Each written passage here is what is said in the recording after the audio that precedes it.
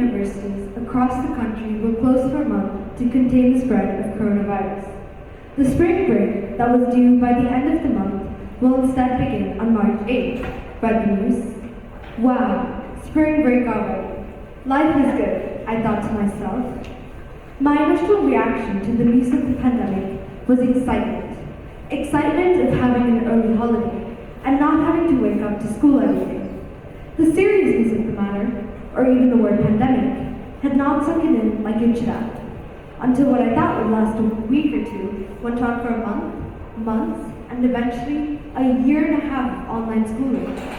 After about 2 weeks of online learning, I was already beginning to miss school, missing my friends and talking to them. Soon, the people who were getting affected by the virus was not just someone somewhere in the newspaper. The virus was getting its claws onto people we knew. Friends and families, everywhere there was a loss to talk about. George Bernard Shaw once said, "A reasonable man adapts himself to the world. The unreasonable persists in trying to adapt the world to himself. Therefore, all progress depends on the unreasonable man." The pandemic most definitely brought the entire world to a momentary halt. But the unreasonableness of our governments, health workers, and all of us individuals who refused to surrender to the virus and unitedly worked hard to respond to the situation. I realized that recovering from the pandemic has a different definition to all, be it a nation, a business, or an individual. What we all share in common is we all must journey through the road to recovery, as none of us have been spared.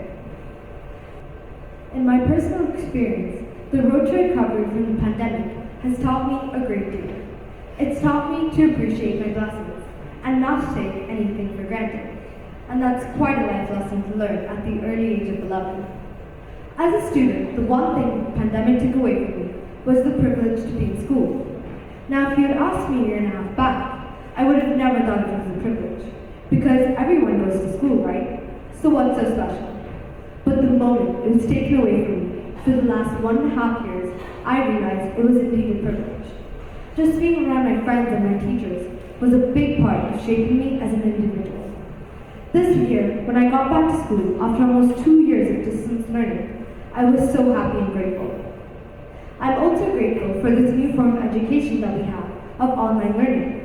I mean, if it weren't for the pandemic, the use of technology in our education would not have come into place so soon. Technology is not the only thing that developed during the pandemic. Mental health and personal well-being has also become a primary area of focus. It started becoming a common topic in school as well, with our school taking the initiative to prioritize our mental health through our well-being meetings.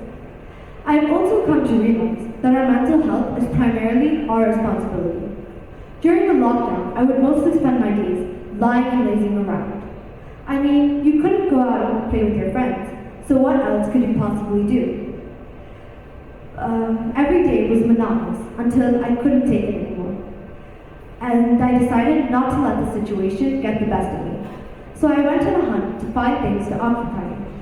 There's a small keyboard, probably from my 5th birthday, that had been lying around unused. You see, nobody ever taught me how to play the keyboard, so how could it be of any use, right? But when the need arises, we tend to find solutions rather than make excuses. So I went online and found some videos and taught myself to play a few songs. We also had some family football matches. Every Saturday, we would go to a park and compete. And I discovered I actually enjoyed it. And guess what? I'm actually good at it. Well, at least compared to my mom and my sister. I also signed up for some swimming lessons.